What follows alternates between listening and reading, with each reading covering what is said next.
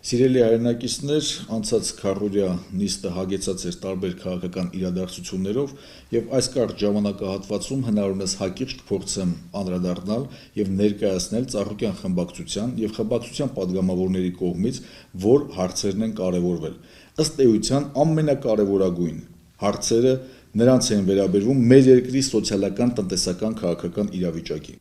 Մասնավորապես անթույլատրելի գնաճ, որը որ պատկան մարմինների կողմից այնուամենայնիվ չի հիմնավորվում, ինչն է հիմնական տնտեսական կամ միգուցե քաղաքական դրդապատճառը, մասնավորապես կարագի սակագնի հետ կապված, մսամթերքի սակագնի հետ կապված, վառելիքի սակագնի հետ կապված եւ առաջին մեր երկրի քաղաքացիների համար օգտագործման մի շարք ամպրոկատեսակների հետ կապված գնի բարձրացում է արձանագրված։ Մեր համար այս գնագոյացումը անընդունելի է եւ անհասկանալի է եւ պատկան մարմինների կողմից պետք է հստակ գնահատական տրվի եւ սկզբնաղբյուրը ասվի որտեղից է այս գնագոյացումը տեղի ունեցել, որովհետեւ Հայաստանի Հանրապետության քաղաքացու աշխատող մարդու կենցաղում աշխատավարձի հետ կապված դրամական ներհոսքի բարձրացման հետ կապված որևիցե միտում չնկատելով գնաճը անթույլատրելի ենք համարում։ Մասնավորապես կարևորագույն այս գործընթացների հետ կապված, քանի որ խոսեցինք նաև տնտեսական իրավիճակի, հարկ եմ համարում մեկ անգամ եւս մատնանշել, որ Ծառուկյան խմբակցության կողմից եւ մեր քաղաքական թիմի կողմից բազմաթիվ անգամներ բարձրաձայնել ենք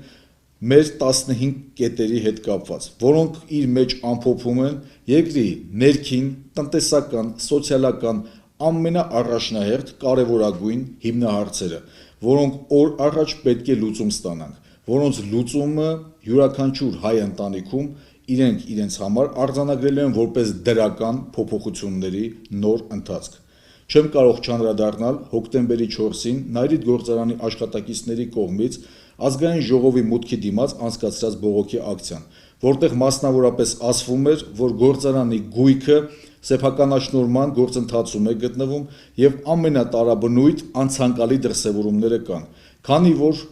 նախկին տնտեսվարող հսկայի առհասարակ աշխատանքները եւ յուրաքանչյուր գործողություն մեծ հնչեղություն է ստացել մեր իրականության մեջ, ոչ միայն նախկին գործարանի աշխատակիցները, այլ ամբողջ Հայաստանի Հանրապետության հասարակության աչքի առջև պետք է բարձրաձայնելով յուրաքանչյուր քայլ իրականացվի։ Մեր համար անարդար եւ ոչ իրավական մոտեցումներին համահունչ գործողությունները ընդունելի չեն եւ լինելու են համապատասխան քաղաքական մոտեցումներ եւ կոշտ դիրքորոշումներ։